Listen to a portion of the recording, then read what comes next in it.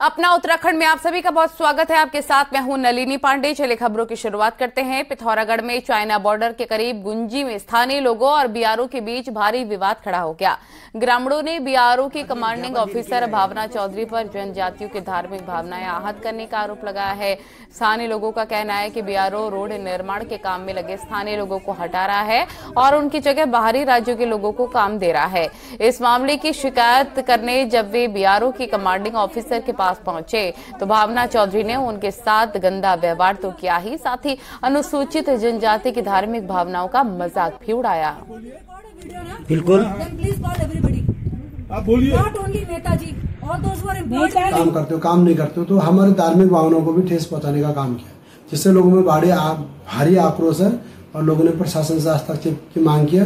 कहा कि यदि महिला अपने बयानों को वापस नहीं लेती है, महिला अधिकारी, और स्थानीय लोगों को यदि काम पर नहीं रखते, बाहरी लोगों को रखकर इसी प्रकार से मान के लोगों को उत्पीड़न किया जाएगा तो स्थानीय लोग बड़े आंदोलन करेंगे। कुछ ये भी बातचीत आई थी कि उन्होंने रिलीजियस सेंटिमेंट्स भी हर्ट हुए हैं लोगों के। तो आज हमारी भी कर्नल कोटनाला सर हैं जो बीआरओ के यहाँ पे कमांडर हैं, उनसे बात हुई थी एंड कमांडर साहब अभी ऊपर जाएंगे गुंजी में और वो बता रहे हैं कि हम लोग खुद इश्यूज को रिजॉल्व कर लेंगे।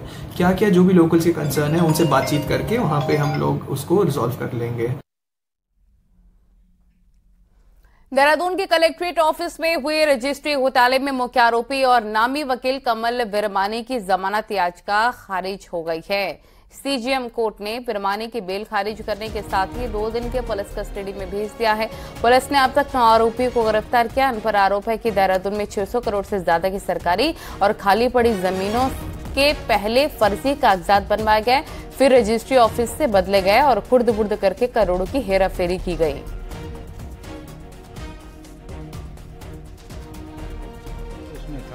ये तो एक छोटे से वहाँ कर्मचारी थे जो कि सरकारी कर्मचारी भी नहीं है, उन लोगों को गिरफ्तार करके इन्होंने जेल भेज दिया है कि इसमें कौन कौन लोग रजिस्ट्रार ऑफिस के सम्मिलित थे या कोई अधिकारी, क्योंकि अधिकारी भी इसलिए हो सकता है कि भाई कोई ना कोई तो इसका मालिक होगा ही होगा। तो वो क्या कर रहे थे, वो कहाँ सो रहे थे? अगर वो सो रहे थे तो ये गंभीर लापरवाही है।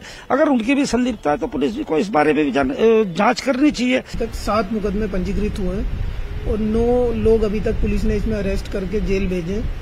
बाकी भी आगे भी जांच जारी है पुलिस की, और जो भी इसमें आगे जो आएगा जिसका भी रोल होगा उसी हिसाब से पुलिस उस पर कानूनी कार्रवाई जो भी है वो करेगी। अगली खबर देहरादून से, जहां पर दागी पूर्व आईएएस रामविलास यादव को जमानत मिल गई है। मेडिकल ग्राउंड पर 3 हफ्ते की जमानत पूर्व आईएएस रामविलास यादव को मिली है। आय से अधिक संपत्ति मामले में विजिलेंस ने पूर्व आईएएस रामविलास को गिरफ्तार किया था।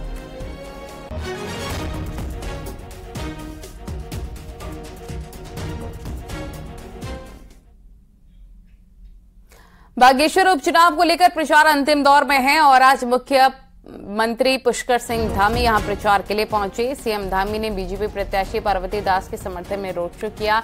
शहर की मुख्य सड़कों से होकर रोड शो निकाला और इस दौरान बड़ी संख्या में बीजेपी कार्यकर्ता भी रोड शो में शामिल हुए। सीएम धामी ने लोगों को संबोधित किया और कहा कि बागेश्वर में जो काम चंदन रामदास ने किया, उन्हीं कामों को अब पार्वती दास आगे बढ़ाएंगी। में रोड शो करने के बाद सीएम धामी हमारे साथ हैं। और जी सर, जैसे कि आज बागेश्वर पहुंचे हैं, रोड शो भी आपने किया है, तो कैसे जनसंपर्क मिला है? यहाँ पर मैं आज प्रातःकाल से यहाँ हूँ, तो पहले गरुड़ क्षेत्र में था और फिर बागेश्वर में आज जनसंपर्क किया, रोड शो किया गया। वहाँ पर एक सभा का आयोजन हुआ। दोनों ही कार्यक्रम बहुत ऐतिहासिक थे। बहुत बड़ी संख्या हमारी मातृशक्ति की, नौजवानों की, बड़े बुजुर्गों की, हर वर्ग की रहा है। तो लोग यहाँ के विकास को चुन रहे हैं, विकास के लिए आगे आ रहे हैं। और पहले के भी जो उपचुनाव हुए हैं, चंपावत का उपचुनाव हुआ है, वहाँ भी लोगों ने व्यक्तिगत हार जीत से ज़्यादा विकास को प्राथमिकता दी है। यहाँ भी लोग उसी प्रकार का ट्रेंड यहाँ भी दिखाई दे रहा है। हर वर्ग के लोग आज मुझे मिले हैं यहाँ पर। सीनियर सिटीजन मिले हैं, व्यापार मंडल के लोग मिले हैं, अधिवक्ता परिषद के लोग मिले हैं, बहुत सारे सामाजिक संगठनों के, धार्मिक संगठनों के लोग मिले हैं। सभी लोगों ने आज कहा है कि हम भारतीय जनता पार्टी को समर्थन दे रहे हैं और विकास को चुनेंगे, क्योंकि आज हमारे आदरणीय प्रधानमंत्री मोदी जी के नेतृत्व में जो उत्तराखंड के लिए अनेकों योजनाएँ चली हैं और स्वर्गीय चंदन रामदास जी ने जो इस क्षेत्र के विकास के लिए जो सपने सोचे थे, जो प्रस्ताव उन्होंने आगे बढ़ाए थे, उन सभी प्रस्तावों पर हमने काम किया है और पिछले 3 महीनों में हमने सारे प्रस्ताव स्वीकृत कर दिए हैं। उनके टेंडर भी हो चुके हैं जल्द ही उन पर काम शुरू होना है। यहाँ बागनाथ जी का मंदिर, इसका सौंदर्यीकरण होना है। मंदिर माला, मानसखंड मंदिर माला मिशन के अंतर्गत बैजनाथ धाम का मंदिर, यहाँ का हमारा सरयू का घाट, यहाँ पर सीवर लाइन प्रस्तावित है, मेडिकल कॉलेज प्रस्तावित है, 100 बेड का अस्पताल यहाँ का स्वीकृत हो गया है, डिग्री कॉलेज के लिए, सड़कों के लिए, यहाँ की पेयजल की जो पंपिंग योजनाएं हैं, अनेकों योजनाएं, उन सभी पर बहुत तेज़ी से काम चल रहा है। इसलिए लोग विकास को चुनेंगे। और चूँकि ये चुनाव कोई सामान्य चुनाव नहीं है, ये चुनाव ऐसे समय पर हो रहा है तो इस क्षेत्र के लिए लंबे समय से जो भारतीय जनता पार्टी ने और स्वर्गीय चंदन रामदास जी ने काम किए हैं, उन कामों को भी पूरा करने का ये चुनाव है और लोगों की श्रद्धांजलि भी इस रूप में होगी। इसलिए मैं देख रहा हूँ कि अपार जनसमूह सबका आशीर्वाद देने के लिए आगे आ रहा है। ये थे हमारे साथ सीएम धामी, जिन्होंने बताया कि लगातार जो जनता है उनका प्यार उनको मिल रहा है। दिन भर उन्होंने जो रोड शो किया वो कह रही है कि जो जनता का प्यार है बीजेपी के साथ है। अभी आने वाला वक्त ही बताएगा कि जो उपचुनाव है बागेश्वर से कौन फतह करेगा। सुषमा थापा, न्यूज़ 18 बागेश्वर। देहरादून से खबर, जहां पर दिसंबर में होने वाले ग्लोबल इन्वेस्टर समिट का आज लोगो लॉन्च हो गया है। देहरादून के राजपुर रोड में एक होटल में आयोजित कार्यक्रम में सीएम धामी ने इन्वेस्टर समिट का लोगो लॉन्च किया। 8 से 9 दिसंबर तक होने वाले इस ग्लोबल इन्वेस्टर समिट से सरकार लगभग 2.5 लाख करोड़ निवेश का टारगेट रख रही है। इस निवेश सम्मेलन को लेकर देश विदेश में 8 से 9 रोड शो भी होंगे।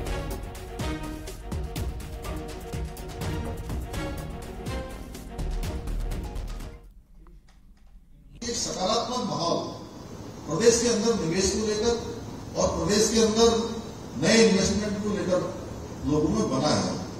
और एक बड़ी संख्या में मैं आपको बताऊं कि जो उद्योग हमारे यहाँ पहले से स्थापित हैं, उन उद्योग समूह के लोगों ने भी हमको कहा है कि हम अपना ही एक्सपेंशन कर लेंगे और वह भी मुझे लगता है कि 15 से 20 हजार करोड़ के बीच का होने वाला है और वो बहुत आसानी से करने वाले हैं। उनके लिए हमने बहुत सारे नियमों का प्रावधान भी किया है, बहुत सारी नीतियों में संशोधन भी किया है, नई नीतियों को भी हम लेकर आए। यानी कि हेतु हमारा है कि हर प्रकार से राज्य के अंदर उद्योग आए। Destination Uttarakhand introduces.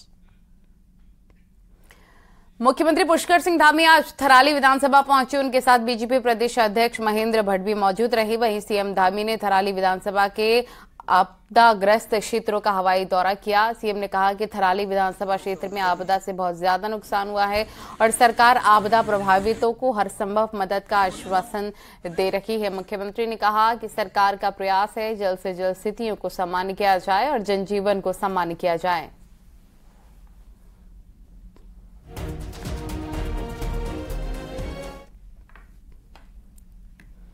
Haridwar GRP ने फ्रेंडशिप ऐप पर फेक प्रोफाइल बनाकर युवकों को लूटने वाले गिरोह का पर्दाफाश कर दिया है और मई महीने में बिहार के रहने वाले ऋषभ के साथ लूट की वारदात में कई लोग शामिल थे। आरोपियों ने ग्राइंडर नाम की फ्रेंडशिप ऐप पर फेक प्रोफाइल बनाकर ऋषभ से दोस्ती की, फिर उसे मिलने के लिए हरिद्वार बुलाया। जब ऋषभ हरिद्वार पहुंचा तो उसके साथ मारपीट हुई, उससे कैश, एटीएम और गोल्ड चेन छीन ली गई। फिलहाल पुलिस ने इस पूरे घटनाक्रम का पर्दाफाश कर दिया है और उन्होंने इस घटना की कबूली दी है कि उन्होंने जो ऋषभ कुमार है इसको ये लोग बहराई कैंप की तरफ लेके गए थे और उसके साथ लूट की और इसमें इन्होंने ये भी बोला कि इनके साथ और मोनूपाल, रविकांत, अर्जुन और विनीता राणा उर्फ काका, ये सब लड़के इन्वॉल्व थे। वहीं रुड़की के सिविल हॉस्पिटल में मरीजों को मिलने वाले खाने में कीड़े मिलने का मामला सामने आया है। एक मरीज के खाने में कीड़े मिलने की शिकायत सीएमएस को की गई है। वहीं पर सीएमएस ने संबंधित ठेकेदार को चेतावनी दी और फिर से शिकायत मिलने पर सख्त कार्रवाई की बात कही। वहीं तीमारदारों ने ठेकेदार के खिलाफ कार्रवाई नहीं करने पर हैरानी भी जताई है।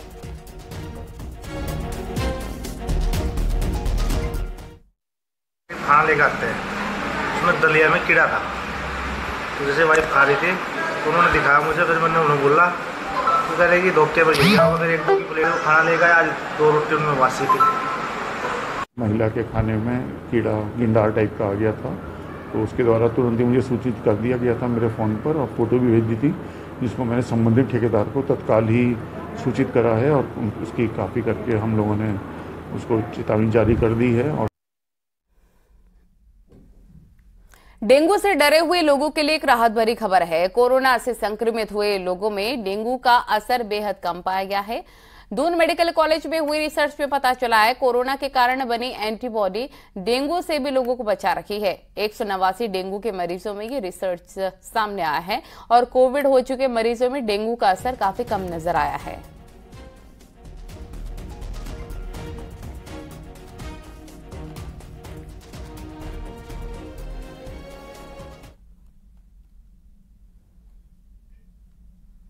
चंद्रयान पर कदम के बाद अब सूर्य के सफर पर भारत निकल पड़ा है। खास बात यह है कि इस मिशन में नैनीताल का आर्यभट्ट प्रेक्षण विज्ञान शोध संस्थान यानी कि एरीज महत्वपूर्ण भूमिका निभा रहा है। एक रिपोर्ट आपको दिखाते हैं।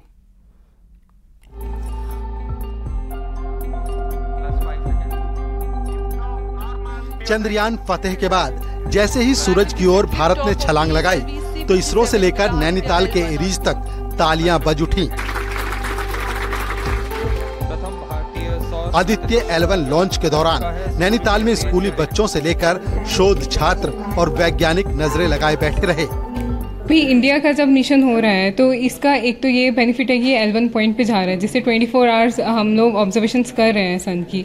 दूसरा इसमें जो VELC है, एक विजिबल एमिशन लाइन कोरोनाग्राफ, सो उससे हमें बहुत हेल्प मिलेगी। उससे हम सन की मैग्नेटिक फील्ड भी फाइंड आउट कर सकते हैं। दरअसल इस सोलर मिशन में नैनीताल के आर्यभट्ट प्रेक्षण विज्ञान शोध संस्थान की बड़ी भूमिका है, तो एरीज इसमें डाटा सेंटर का काम भी करेगा। धरती से करीब 15 लाख किलोमीटर की दूरी 4 महीने में पूरी होगी। वहीं इस दौरान ये L1 मिशन सूर्य का अध्ययन करेगा, साथ ही सूर्य से मिलने वाले प्रकाश और ऊर्जा और घटनाओं की जानकारी देगा। इसके साथ ही आदित्य L1 कई महत्वपूर्ण डाटा प्रदान करेगा। नैनीताल का एरीज संस्थान भी इसको लेकर खासा उत्साहित है।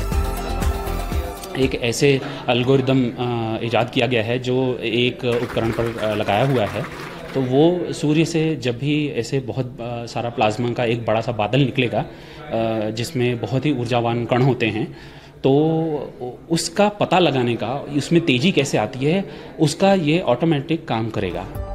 बहरहाल नैनीताल इसरो के साथ नैनीताल का एरीज भी कदम से कदम मिलाए है और सब कुछ ठीक रहा तो भारत चंद्रमा के बाद सूर्य पर भी अपनी कामयाबी की छाप विश्व में छोड़ देगा। न्यूज़ 18 के लिए नैनीताल से वीरेंद्र बिष्ट की रिपोर्ट।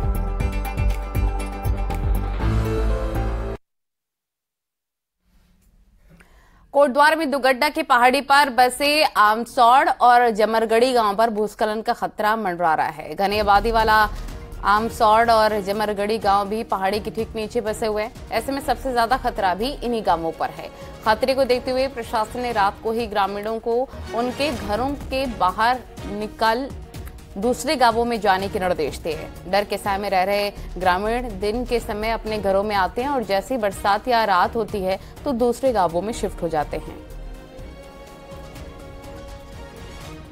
दिक्कत क्या हो रही है, जब भी थोड़ा सा आसमानी वो हो रहा है बहुत दिक्कत हो रही है और जो है हमें यहाँ से जो है घर छोड़ करके जाना पड़ रहा है और घर दूसरे के घर में शरण ले रखे वहीं शिफ्ट हो रखे हैं। हमें तो बहुत डर है, रात को हम बेचैनी है। हमारे साथ में छोटे छोटे बच्चे हैं, बच्चों का अभी 1-1.5 महीने का बच्चा 1.5 महीने भी नहीं हुआ, उसको लेकर रात इधर उधर जाते रहते हैं। सवेरे आते हैं अपने घर में थोड़ा बहुत खाना खाते हैं, बारिश आ जाती है तो हमें से भूखे चले जाते हैं।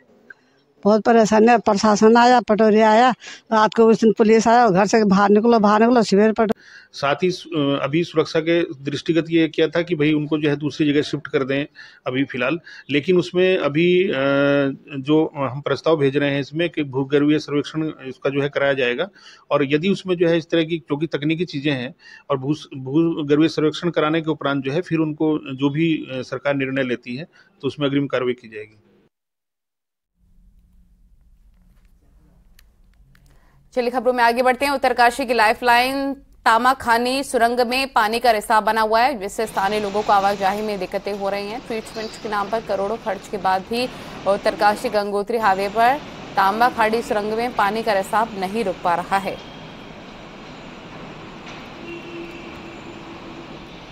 यहाँ पे जो गंदगी है इससे बहुत परेशानी होती है। हम जो है स्कूल जाते हैं सुबह शाम, तो हमें दिक्कत होती है यहाँ पे कीचड़ है, यहाँ पे बहुत सारी परेशानी होती है। यहाँ पे पशु जो है यहाँ पे एक कांच के वो गिरा देते तो उनको भी बहुत परेशानी होती है। और यहाँ पे बदली के कारण कई लोग आ जा नहीं सकते। उत्तरकाशी में तामाखानी स्थित टनल को हैंडओवर करने के लिए प्रयास अभी गतिमान है और अभी प्रयास यही चल रहा है कि टेक्निकल जो डिटेल्स हैं वो सिंचाई विभाग द्वारा बीआरओ के साथ साझा की गई हैं और एक बार उनका अध्ययन करने के उपरांत बीआरओ द्वारा अग्रिम कार्रवाई इसमें की जाएगी। और चलिए अब आपको दिखाते हैं पहाड़ टॉप 10 न्यूज। रानीखेत के चौबटिया गार्डन का मंत्री गणेश जोशी ने दौरा किया, फिर से रिसर्च सेंटर तैयार करने की बात कही। जोशीमठ के पगनी गांव के लोगों के लिए राहत सामग्री पहुंचाई गई। गांव के ऊपर लगातार पहाड़ी से मलबा गिरने का सिलसिला जारी है। विकासनगर में बिजली कटौती और विभागीय अनियमितताओं को लेकर कांग्रेस कार्यकर्ताओं ने अधिशासी अभियंता के ऑफिस पर हंगामा किया। उत्तरकाशी में नेहरू पर्वतारोहण संस्थान और पतंजलि आयुर्वेद की पहल पर ऑन ऑफ हर्षिल चोटी का आरोहण का अभियान शुरू हो रहा है। हर्षिल घाटी में आयुर्वेदिक औषधियों की खोज भी की जाएगी। विजिलेंस के टोल फ्री नंबर 1062 पर पिछले एक साल में करीब 9000 शिकायतें विजिलेंस को मिली हैं। विजिलेंस ने 23 भ्रष्ट अधिकारियों को ट्रैप करके जेल भेजा है। उत्तरकाशी में पिछले 3 महीनों से सफाई कर्मियों को सैलरी नहीं मिली है, जिससे सफाई कर्मी परेशान हैं और कार्य बहिष्कार की चेतावनी दी है। हरिद्वार में यूपी से लगे 2 बॉर्डरों पर बड़े प्रवेश द्वार बनाए जाएंगे। हरिद्वार रोड के विकास प्राधिकरण जल्दी ही नरसौन और चिड़ियापुर बॉर्डर पर प्रवेश द्वार बनाने जा रहा है।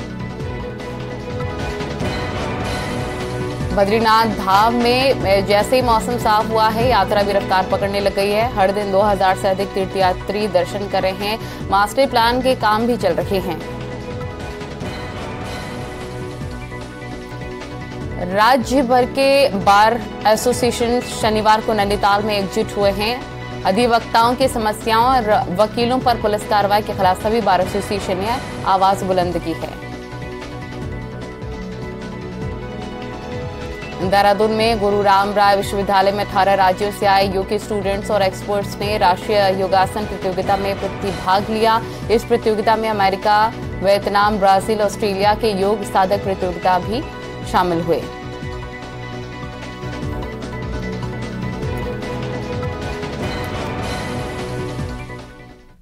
चलिए अब खबरों में आगे बढ़ते हैं। डोईवाला में आंदोलनरत किसानों ने अपने धरने को खत्म कर दिया है। किसानों के मुख्य सचिव SS संधू से बातचीत हुई है, जिसके बाद किसानों का 26 दिनों से चल रहा धरना खत्म हो गया है। किसानों का कहना है कि आश्वासन दिया गया है कि डोईवाला में टाउनशिप नहीं बनेगी और शुगर मिल बंद नहीं होंगे। साथ ही आंदोलन के दौरान किसानों पर दर्ज मुकदमे भी वापस होंगे। इसके साथ ही सरकार द्वारा वापस लिए गए फैसले को किसानों ने अपनी बड़ी जीत करार किया है।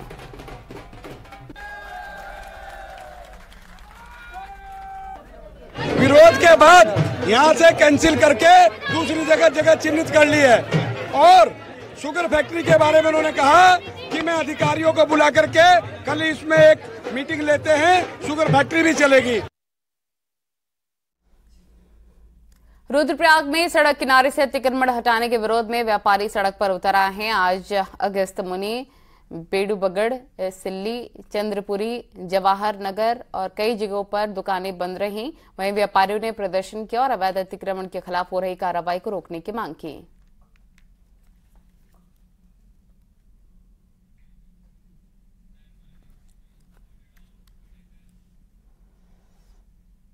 रामनगर में भी सड़क किनारे अतिक्रमण के खिलाफ कार्रवाई का विरोध तेज हो गया है। वहीं पर कई संगठन से जुड़े लोगों ने आज रामनगर बाजार को बंद रखा। लोगों ने कार्रवाई के विरोध में सड़क पर उतरकर प्रदर्शन भी किया।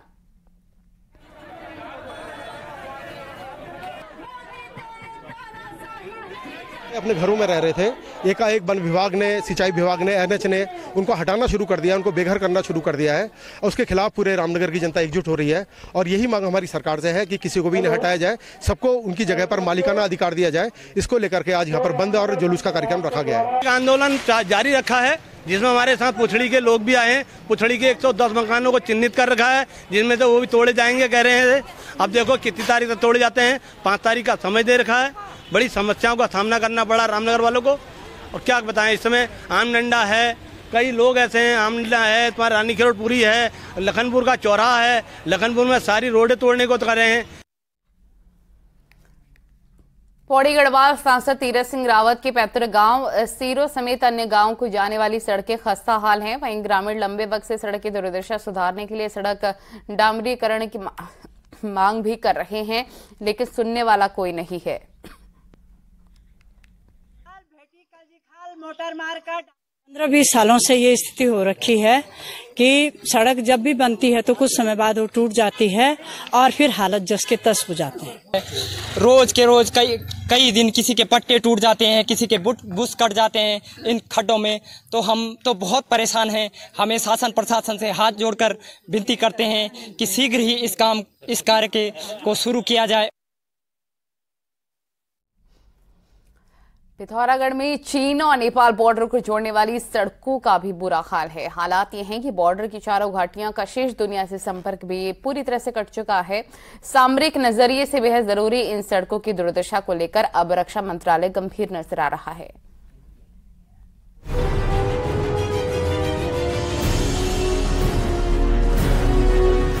चीन और नेपाल बॉर्डर पर लिपुलेख तक रोड बनाने पर बीआरओ ने भले ही जमकर वाहवाही लूटी हो, लेकिन बरसात में इस रोड की दुर्दशा ने बीआरओ की पोल खोल कर रख दी है। लिपुलेख रोड के अलावा दारमा, चौंदास और मिलम घाटी को जोड़ने वाली सड़कों का भी यही हाल है। हालात तो ये है कि बीते 3 महीनों में लिपुलेख रोड 90% मौके पर लैंडस्लाइड के कारण बंद ही रही है।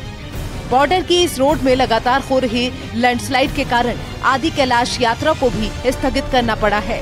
रोड की बदहाली से जहां बॉर्डर के हजारों लोग परेशान हैं, वहीं सुरक्षा बलों को भी खासी दिक्कतों का सामना करना पड़ता है। दारमा, चौदास, ब्यास का जो सड़क है या हमारा मल्ला जोहार का सड़क है, यहाँ पे बीआरओ के द्वारा काम किया जा रहा है और हैवी ब्लास्टिंग यूज किया जा रहा है, जिससे कि आप जानते हैं कि चमोली से लेके जोशीमठ से लेके धारचूला तक ये हिमालय एक ही है और ये अभी अपने आप में परिपक्व हिमालय। लिपुलेख के अलावा मिलम बॉर्डर को जोड़ने वाली थल मुंसियारी और जोलजिबी मुंसियारी रोड का भी बुरा हाल है।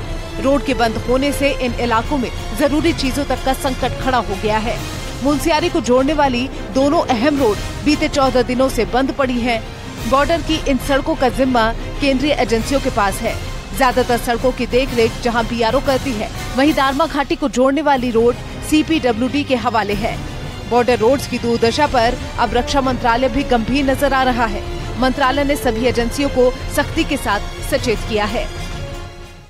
पक्का ट्रीटमेंट करने के लिए लगातार हमारे जो एजेंसीज काम कर रही हैं, बीआरओ है और अन्य एजेंसीज भी जो वहाँ पर हैं, लगातार उसमें विश्लेषण भी होता है, अध्ययन भी होता है और जैसे आगे के लिए ऐसी घटनाएं ना हो तो उसके लिए भी हम कोशिश करते हैं। इन सड़कों को सुधारने के लिए कार्यदायी संस्थाओं को 100% से भी ज्यादा गंभीरता दिखाने की जरूरत है, ताकि देश की सुरक्षा पर कोई आंच न आए और बॉर्डर के लोग भी बाकी दुनिया से जुड़ सकें। किशन जोशी के साथ पिथौरागढ़ से विजयवर्धन उप्रेती की रिपोर्ट।